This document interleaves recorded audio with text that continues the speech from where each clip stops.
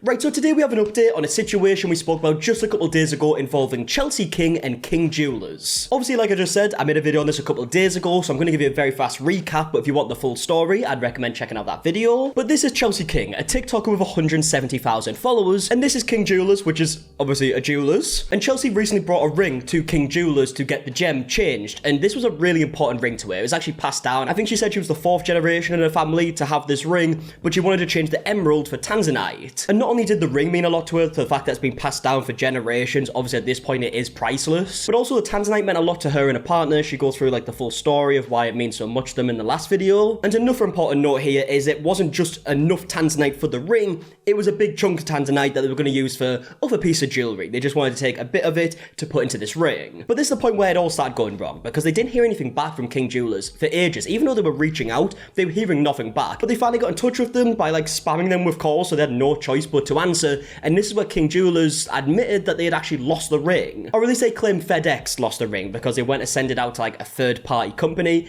and FedEx lost the parcel, or someone at FedEx stole the parcel. And for some reason, they just weren't going to tell Chelsea and Dawson, even though it was actually stolen 2 months prior to when they were actually told. And then in the last video, we heard Chelsea talking about the process of trying to get some like compensation for this, trying to get to the bottom of this, and the basic outcome here is that they're getting no compensation. In fact, King Jewelers just don't seem to care about it and don't think it's their fault. They even went as far to say that Chelsea's tanzanite was worth nothing, even though she spent $10,000 for it, and the jewelers themselves have sold tanzanite products recently for tens of thousands of dollars. So it's a very messy situation, to say the least. I mean, King Jewelers are definitely, I want to say, ruining their reputation. When we go through some of the details in this video, it seems like the reputation hasn't been that great anyways. But yeah, they definitely do not look good in this situation, regardless if they want to try and say that FedEx were the ones that lost it. The way they've responded to all of this, it does not look good. Well, since that last video, we actually have quite a few updates and a bunch more information has came out about King Jewelers from previous employees and previous customers. So that's exactly what this video is going to be. Chelsea's uploaded multiple videos at this point going through it, so I'm just going to put them all together and show you the key points throughout. So first of all, Chelsea goes on to respond to the fact that they keep blaming FedEx for this and say it's a FedEx problem. King Jewelers is posting all over social media that this is a FedEx problem because FedEx lost the package,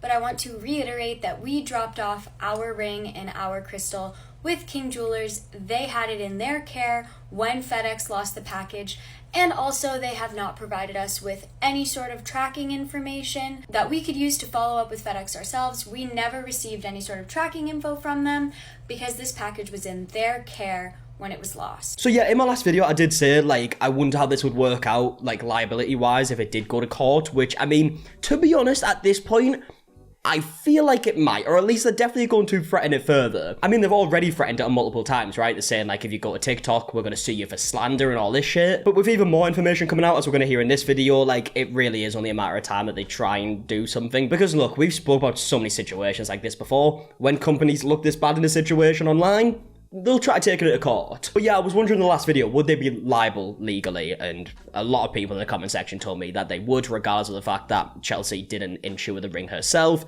They would be liable because it was in their care. I guess the only way that would maybe even slightly change is if they can, like, prove that someone from FedEx stole the item and it wasn't just like lost in transit, but who knows? It doesn't look like that's going to happen. As Chelsea just said right there, she didn't even receive tracking info, so she can't prove that any of this happened. She can't prove that the package was stolen by FedEx because she can't look at the date. She doesn't even know when it was sent off. In fact, Chelsea goes on to say that in the police report it says that one parcel was stolen, but she has no way to prove that that was her parcel. It says in the police report that one package was stolen from FedEx on May 21st, although there's no way to know whether or not that was our package because we haven't been given any sort of tracking information to follow up with that. I mean, that is crazy, right? When we're talking about a product that is worth tens of thousands of dollars at this point, all right? Or at least $10,000 for the tanzanite, and then however much the ring has cost. We're talking about expensive items here, right? So the fact that they don't have tracking info for it, pretty big red flag, I will say. Now, at this point in the video, Chelsea goes on to show a review from a former customer that sounds very similar to the situation that she's going through. Would give negative reviews if I could. Years ago, they had my engagement ring and a necklace that I was having set with new tanzanite. I mean, this is very, very similar. After 6 months with no communication and feeling like they were purposely ignoring me, I met with a manager who informed me that they had accidentally sold my pieces. They offered no apology or compensation. I tried to get lawyers involved, but no one would take the case, and I was threatened by the employees with police if I didn't stop. Now seeing other stories of the same greed still continues to blow my mind. Shame on you. And I mean, look, if this review is true, because, like, realistically, I can't obviously prove that,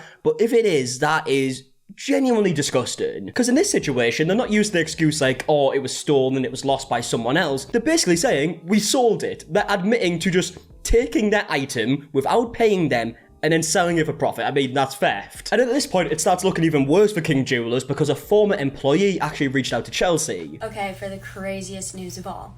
A former employee reached out to us. This person would like to remain completely anonymous as the company threatened to destroy them and their reputation if any of this information was released publicly. From our private conversation, I have pretty solid evidence to back up that this person is a legitimate former employee. Okay, so what we're about to hear is apparently a former employee, and Chelsea says that she has seen evidence to prove this. Obviously, we haven't, but this is what Chelsea's saying, so it's interesting to see what they say. This employee was with the company for a while and said that they saw and heard this same situation happen many, many times. This former employee said that the owners would often keep precious gems and jewels that were given to them to work with for themselves or to resell, and then claim it as stolen or damaged for the tax write-off. Okay, right, if this is actually coming from a former employee, this doesn't look good, because obviously people have already kind of came to the conclusion, or at least speculating, that King Jewelers have took this tanzanite from Chelsea and have made their own jewellery and sold it for profit, because around the same time of all of this happening, when this item was apparently stolen, they did sell a lot of tanzanite products according to Chelsea. So if any of this is even remotely true, they could be liable for a lot in court. It does not look good. This employee said that they would basically keep gems worth over thousands and thousands of dollars while getting paid still for losing it. This employee was told time and time again the statement, "The cameras have ears," from the owners, meaning that if they told anyone about this, they would immediately be let go. When this employee was let go, they threatened them and said that if they ever spoke a word about it, they would completely destroy their reputation. Okay, right, look, I need to clarify here, obviously, that I don't know this to be true at all, because I don't even know the person who's making these claims, but if these are even remotely true, this looks horrendous for this company. Although legally, I feel like I have to say that it is not yet a fact that this was a former employee. Either way, I think it's safe to say that this case is much bigger than just Dawson and I. I think there's a lot more to it.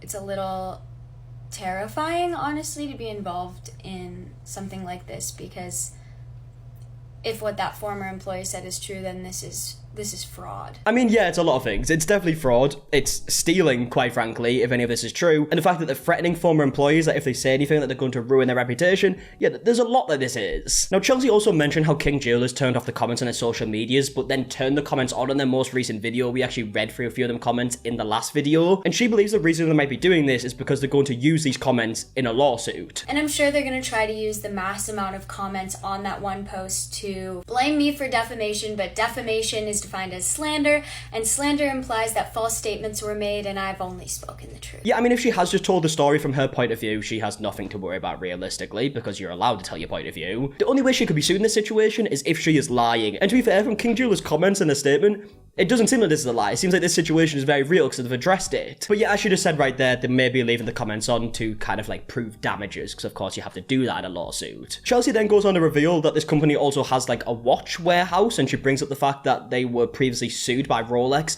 and they're not allowed to work with any Rolex products, and kind of says like, oh, how does this work then? In recent news, I found out that IWC in Green Hills is also owned by King Jewelers. That's International Watch Company. I'm not sure how they're able to have a watch repair shop when Rolex has banned them from working with their products due to the lawsuit where King Jewelers was found guilty for selling counterfeit Rolex and Cartier products. Could that be why they opened a separate store with a different name for watch repair? I mean, realistically, if we're going to speculate, that probably is the reason, because I doubt they're going to make a watch warehouse where they refuse to work with any Rolex products, so they've made a different company under a different name and just hope that Rolex would never notice, which they probably wouldn't if it's just kind of like a small warehouse. Chelsea then goes on to mention that King Jewelers is in Better Business Bureau accredited. Also found out that King Jewelers is not BBB, Better Business Bureau accredited, meaning they've had a really negative track record, so the Better Business Bureau won't endorse them. And then it's at this point we get some more details from the former employee, who says that the employees were actually underpaid and the customers were upcharged. Alright, here's what you need to know about the former employee. They worked with King Jewelers during the Rolex and Cartier lawsuit. They explained that King Jewelers would upcharge customers and underpay their employees. According to this former employee, David King and his mother would ask their employees to add a couple extra $1,000 to each sale and then cut back the cost to make it look like they were giving the customer a deal. I mean, to be honest, I don't know the ins and outs of like owning a watch business, but I can imagine that probably a lot of companies do that. I could be wrong, but I would guess so. This former employee was promised a raise and a watch to help David King with a really big project. The employee was given neither. So they went to the Better Business Bureau and filed a complaint. Because of this, David King and his mother threatened the former employee, saying if any of this comes to light, the employee would be lucky to find a job anywhere in jewelry and that this employee would regret everything. That's kind of a... I mean, yeah, I've just paused it as she's about to say that's kind of a serious threat, because it is, saying that if the employee is going to mention anything about the lies that this company have told, that they're not going to find a job anywhere in jewellery and they're going to ruin their life because of this, it is a big threat. And again, I do need to stress that I don't know if any of this is 100% true, because it is just from people's like words, right? We haven't seen any proof of this, but if this is even remotely true, there could be some pretty big consequences here. We then get even more details about King Jewelers taking stock and claiming it as stolen. This former employee said that David King and his mother had a history of taking stock for themselves and claiming it as damaged or stolen for the tax cut. And there's quite a lot more that the former employee told us that I'm a little bit too scared to share publicly at the moment, but maybe that will come up later. Okay, so I'm going to assume that the other stuff is more serious, and if this is going to be going to court, obviously she needs to be careful what she's saying. But we really have heard enough at this point that if the stuff that we've heard is true, like, it's going to change people's opinions on this company if they ever did have one. Or if they didn't already have an opinion or have never heard about this company before, are probably never going to use this company again. We then get even more details from a former customer who talks about their experience. Several more former customers reached out with horror stories, including one man who said